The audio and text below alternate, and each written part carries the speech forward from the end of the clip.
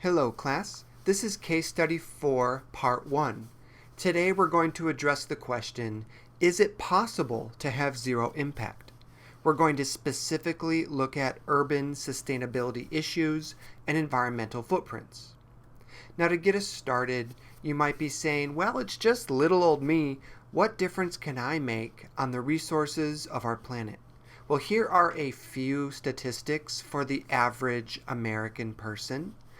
In the United States, the average American person generates about 4.5 pounds of trash per day, which adds up to about 1,700 pounds of trash per year per person. That's a lot of trash. When we combine all of that for the entire U.S. population, we're generating over 5 million pounds of garbage. And that garbage has to go somewhere in order to break down. Now, each day, the United States per capita energy consumption includes nearly 3 gallons of oil, 20 pounds of coal, and 209 cubic feet of natural gas. Finally, the average American household uses almost 70 gallons of water per person per day. That's over 25,000 gallons per year for a 4-person household. That's over 6 billion gallons of water per year for all of the United States population. So as you can see, we use a lot of resources in the United States. We're going to do an activity over the course of this case study in which we are going to calculate our environmental footprints using a special online program called a footprint calculator. Based on the statistics I've shared so far, I know that you can probably see that we do need a change. Now, in addition, there are issues such as environmental justice, where some people are going to be disproportionately affected by these environmental consumption issues. So there's lots of different factors to consider as we strive for personal sustainability. So, is it possible to have zero impact on our planet? It would be really hard, as you can imagine.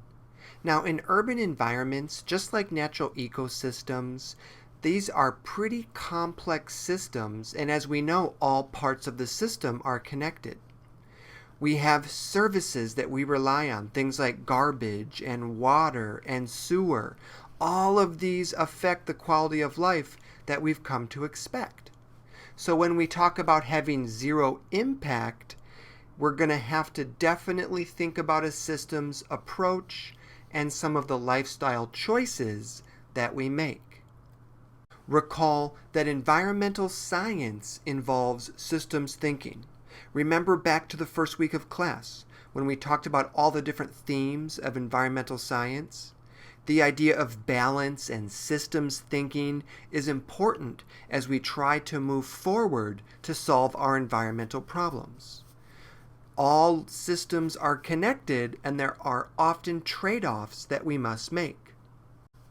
For example, could we live without these services? I would say probably not.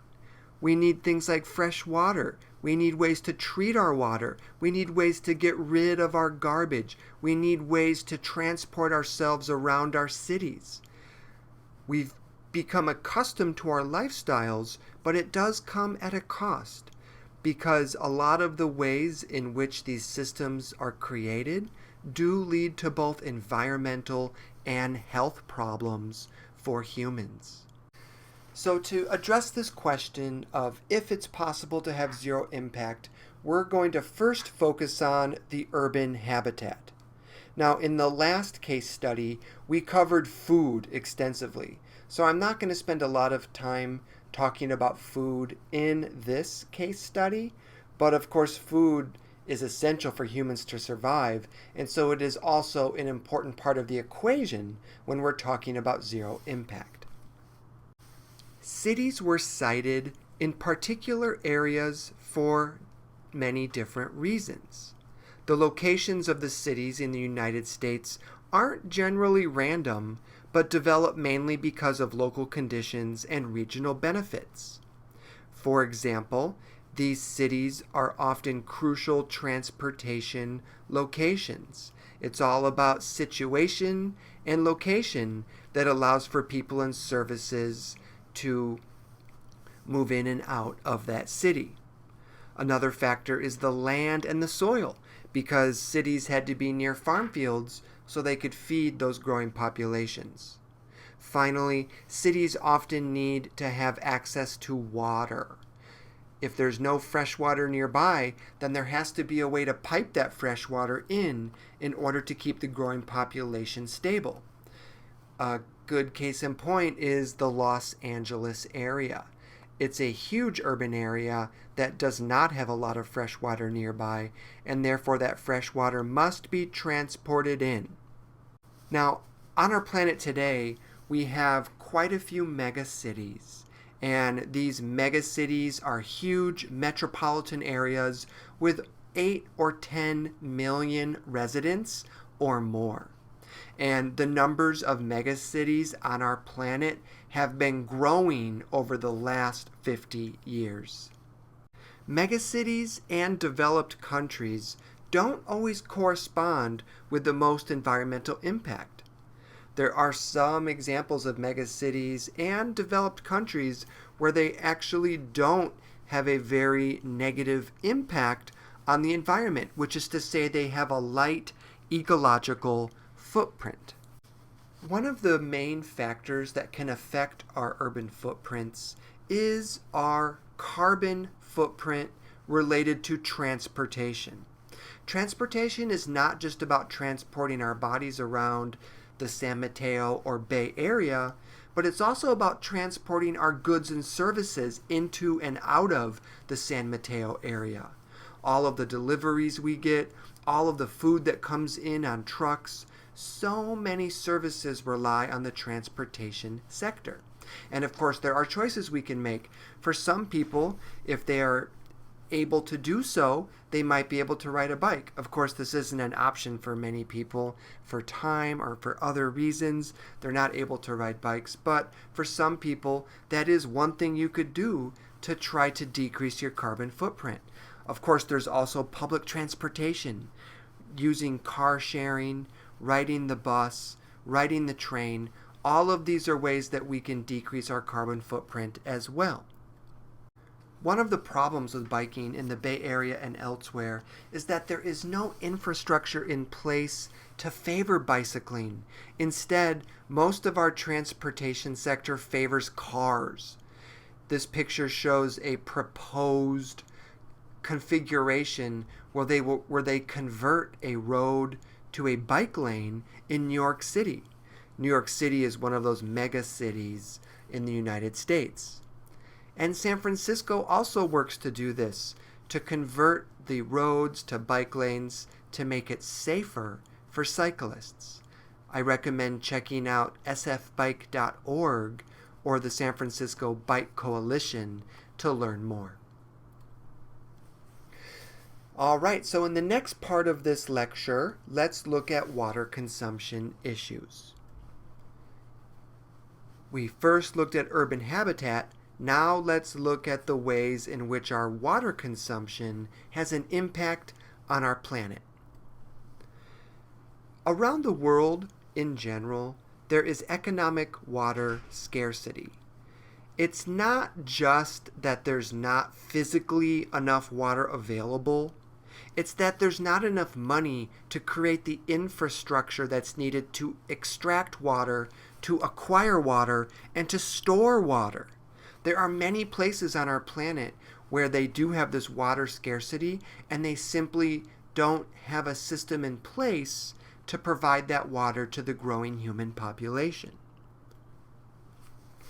The hydrologic cycle refers to the transfer of water from oceans to the atmosphere to the land and then back to the oceans.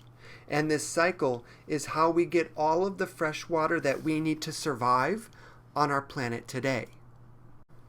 So where do you think our tap water in both San Francisco and San Mateo counties actually comes from? Well, the short answer is the Hetch Hetchy Reservoir by the Tuolumne River waters. All of our water ultimately comes from the high Sierra Nevada mountain range, where we pipe it into reservoirs near the San Francisco Bay Area.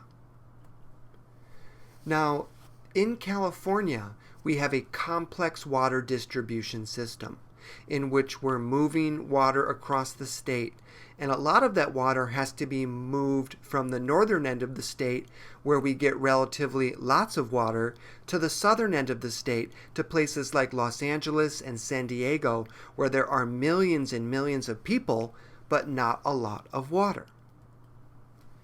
The California State Water Project was first built in the 1960s, and it's been continually upgraded ever since. It's over 400 miles long, and it's an aqueduct system that moves water largely from Northern California to Southern California. It serves over 23 million people and 750,000 acres of irrigated farmland.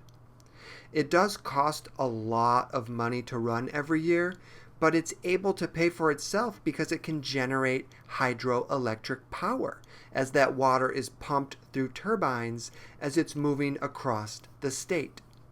Now, in recent years, we've been having extreme droughts in California, and that has negatively impacted our aqueduct system. We simply have not had enough water to move around the state to those places where water is needed. From year to year, depending on the environmental conditions and water consumption for both people and farmland, we do deplete our reservoirs from year to year. In California, we map the levels of these reservoirs and keep track of it to know just how bad it is so that we can implement water-saving strategies, which sometimes become a state law. Sometimes there are mandates that come down from the governor's office where we must decrease our water use because it is catastrophic low water levels. So how do we use water? The public supply of water is around 11%, and of that water supply, a lot of it goes into doing things like drinking water and flushing toilets, all that important stuff. Another 34% of our water goes to irrigation of farmlands. Less than 1% goes to aquaculture. Remember, that's how we grow fish and other seafood in enclosed systems. And another 1% goes to mining. Other uses of water include livestock and industrial purposes, as well as thermoelectric power. So running that water through these thermoelectric power plants can be a big use of our water as well. In our next case study, which is our final case study, that's where we're really going to study these power sources, looking at not only thermoelectric, but the relationship of thermoelectric to coal, nuclear, and other fuel sources as well. Tons of water is surprisingly used just to make our energy systems work. So if we need more water, what are some ways that we can conserve in our communities? Well, if possible, invest in things such as low-flow toilets, showers, and faucets. If we change our behavior and the way that we interact with water in our day-to-day lives, we really can make a difference. Change what we grow. If we're not growing food directly, then buy produce and other crops that are grown organically and that impact the land less because they require less water to do so. If you own a home, it's important to install things like drip irrigation or collect rainwater. Anyone can collect gray water. That's recycling water within your home. For example, when you turn on your shower, it takes a minute to heat up, right? So you could fill a bucket with that cold water as it's heating up and use that to water plants outside. Now, there is a movement to try to recycle the water that we send to the wastewater treatment plant. But as you can imagine, so far recycled water cannot be consumed by humans. But it can be used for things such as landscape irrigation and other purposes as well. There's also a movement to try to do desalination. That's where they take marine water and they convert it to fresh water, but it's a hugely expensive process that requires a ton of energy. So the trade-off is you can make salt water into fresh water, but it requires a ton of energy resources. All of the water that we flush down the toilet and all of the water that we wash our hands with goes down the drain. But going down the drain doesn't mean it goes away. Ultimately, that water ends up in the San Francisco Bay. Wastewater treatment plants are responsible for cleaning that water and then discharging that cleaned water back into the bay.